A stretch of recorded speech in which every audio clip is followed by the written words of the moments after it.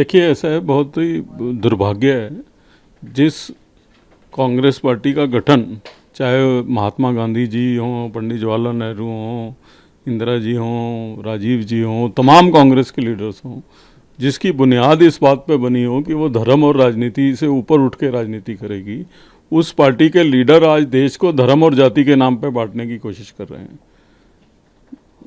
जाति की बात तो बार बार कर ही रहे थे, आज जो है धर्म के नाम पे लोगों को बांटने की बात कर रहे हैं।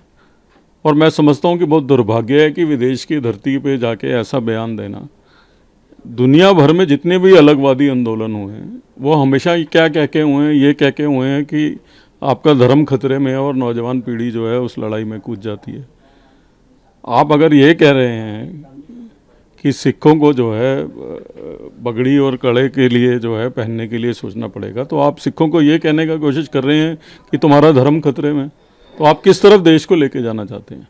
तो ये भारतीय जनता पार्टी के लिए नहीं, पूरे देशवासियों के लिए सोचने का विषय है। और अगर आप सिखों के हितैषी हैं तो सिखों को आपको मुख्य धारा में जोड़ने का काम करना चाहिए, कि ये कहने का काम करना चाहिए कि जो है आपका धर्म खतरे में। और उसमें आप ये भूल जाते हैं कि इस देश के प्रधानमंत्री ने इस देश में जो पगड़ी और कड़ा पहनता है उसके लिए देश में नहीं, अगर आप इस देश में पगड़ी और कड़ा पहनते हो तो पाकिस्तान में भी आप करतारपुर साहब बिना वीज़ा के जा सकते हो। तो आपको इस देश के सिखों को मुख्य धारा से जोड़ने की ज़रूरत है, उनको ये कहने की आवश्यकता नहीं है। तो ये चिंता का विषय भारतीय जनता पार्टी के लिए केवल नहीं है। ऑलरेडी देश के लोग जानते हैं कि पंजाब में जब अलगवाद की लहर चढ़ी थी तो किस तरीके से देश झुलसा था। तो आप किस ओर देश को लेके जाना चाहते हो?